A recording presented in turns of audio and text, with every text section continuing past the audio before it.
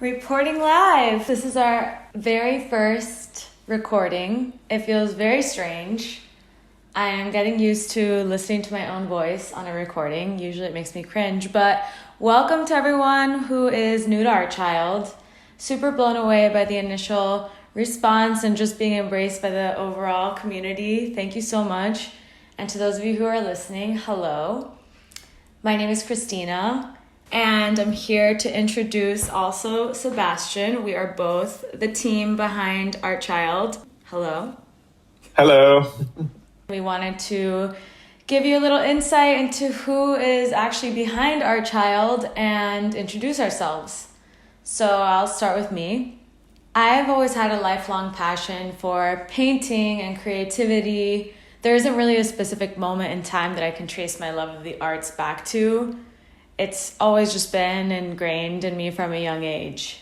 It's always gotten me going and fueled me. It's always been a huge theme also in my home life, just because art was always the healer during intense times. I'm lucky though to have made a career out of doing what I love, being an art director.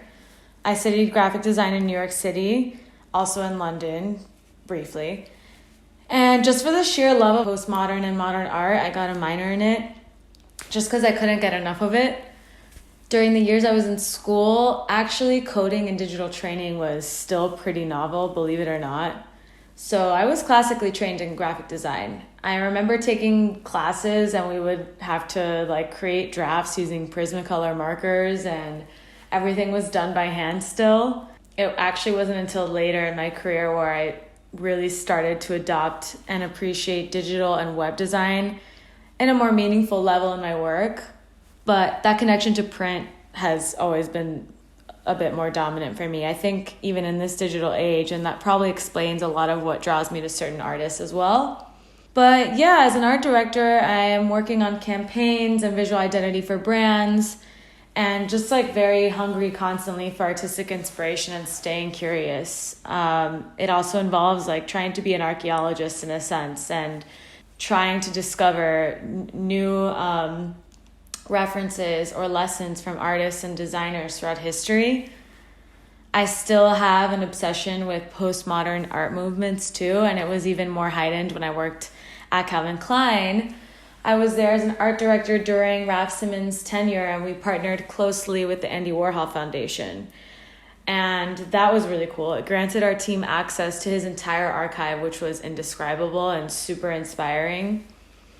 Fast forward to now, I'm trying to take my love of art and make something exciting out of it. I think, it's something I'm so passionate about and I'm never sick of learning about.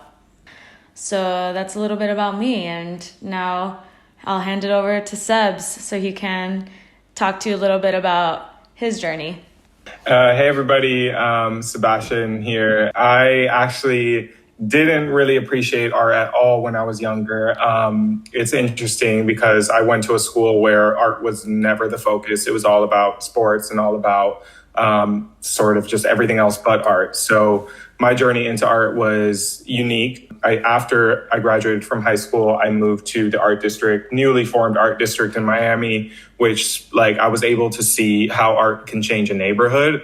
And it's Wynwood. I don't know, if our listeners know where that is in Miami, but it's a really major art district. So I was able to see the impact that art had on everyday life. And from there, that just completely sparked my interest. My interest in design grew. From there, I applied to Parsons Design School. I got in and was there for 4 years. I studied design management, so I was always at the intersection of business and creativity. Then while I was in school, I landed back-to-back internships at major art institutions like MoMA, Christie's, the Rubel Collection, which is now the Rubel Museum in Miami, and Artsy, which is the art and tech platform. Right after college, I got a job doing commercial collaborations with major artists, some of the biggest female artists today, like Cindy Sherman, Catherine Opie, Barbara Kruger, Micheline Thomas. From there, I did back-to-back collaborations. It went to some designers like the Campana brothers. Then it went to Judy Chicago. Then it went back to Robert Longo. So was always, working on commercial projects with artists. somehow along that journey, I co-founded one of the first digital art galleries called Art.xyz, which is in the generative art space. We kind of humbly say we helped start the careers of some of the biggest generative artists today, like Dimitri Cherniak and Tyler Hobbs. Was an amazing journey. We were in it before NFTs were a thing, so it's interesting how the paradigm shift happened while we own the gallery. I have no longer with the gallery, and I'm now working at just a commercial NFT company, working on major collaborations with big media and entertainment brands like Warner Brothers. So we just launched the Matrix NFT avatars, which was 100,000 avatars launch, which was one of the biggest PFP projects to date. Super cool. And yeah, now I'm working on Artchild with Christina and super excited to be here. I feel like, all my experience has led me here. So it's really exciting. Amazing. Yeah, I feel like it's the maestro meets the student here. Your experience is seriously amazing. Just so everyone knows how Sebs and I know each other, we grew up together in Miami. And we were friends since junior high. So now I don't know how many years that's been, but we've known each other for so 15 long. years. Yeah, it's crazy. Yeah. And I was a very young designer when we were in high school. He started this blog. He asked me to work on the branding, and we were children. It was collaborating at 17. Yeah, amazing. And I think that those early days were us realizing that we just had a lot in common in terms of our love of art and design. When you first moved to New York, and I had already been living there, going to school there, and we officially were living in the same city, Sebs took me to an art show, invited me, and I had the most amazing time. I think you were you with Lizworks at the time? Yeah. I think that was 2013 or 2014, and it was the spring break art show at the post office across the street from Penn Station, and we saw Cunningham, the photographer. Bill Cunningham! Outside right before he died, so R.I.P. R.I.P. What an icon. Yeah, we have so many amazing experiences like that. And I think we went to go see David Hockney's show at the Brooklyn Museum together. Yeah. I also have really fond memories of us in the Impressionist Gallery at the Met. That's my favorite room ever there. Me too. Ever. Top. So yeah, I'm really lucky to have you, Sebastian, working on Artchild with me. I find myself really curious about this space, and having been a little bit intimidated by this community that's been forming, especially around the generative and crypto art and NFT community on Twitter mainly and Discord, where I've almost felt like I am not super qualified to be part of the conversation, or feel very new to it, and almost just sort of lost and overwhelmed because there's so much to see and read and listen to. I think it's funny because it's kind of like a duality where Web3 is very inviting and opens everyone. It's anyone can do anything, but that's actually an intimidating factor and actually a scary part of it, because it's almost you start asking, where do I begin? What group am I part of? What type of art do I even like? I feel like a lot of people are new to just art in general that are entering this space, and it's a learning curve. You maybe your entry point is PFPs and all these profile pictures that's about digital identity, but where do you go from there? It's a vast space. So it's funny. It's open and inviting, but also completely intimidating, and what can stop people before they even start. Yeah, I feel like the intimidation of even starting is a lot too, and a lot to navigate, because you're who do I even follow? Why should I care about this? And what even does this mean? These debates on whether or not NFTs, are actually even art. Those conversations, I think, are so important to be had with different people and at different levels of knowledge. And that's kind of what I'm super interested in exploring, at least, and I'm learning so much from you even.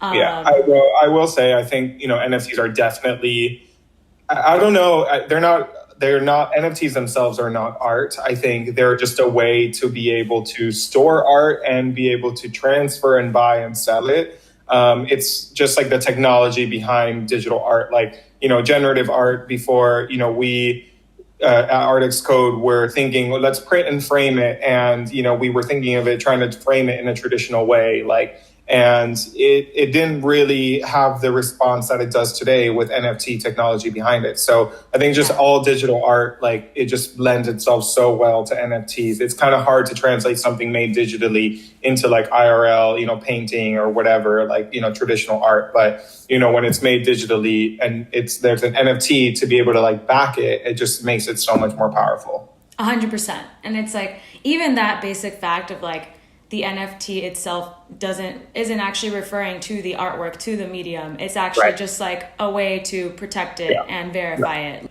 I think that's something that we're really interested in, is presenting that in a way to people that is really easy to understand, and how can we facilitate those kinds of conversations, bringing different voices together. I kind of just see myself as somebody who is a lover of art, wants to learn more and share my journey, so that people who might be also in my shoes can hopefully relate and feel like they have someone who can articulate it from more of a layman's terms. Yeah, so I'll just say there, my kind of personal internal mission is to exactly make this kind of, intimidating, large, new technology into layman's terms, into something familiar and relatable for the everyday user, for the traditional art world, for all these people who are kind of blown away and don't know where to start. So I think that we meet right in the middle, which is great. Yeah.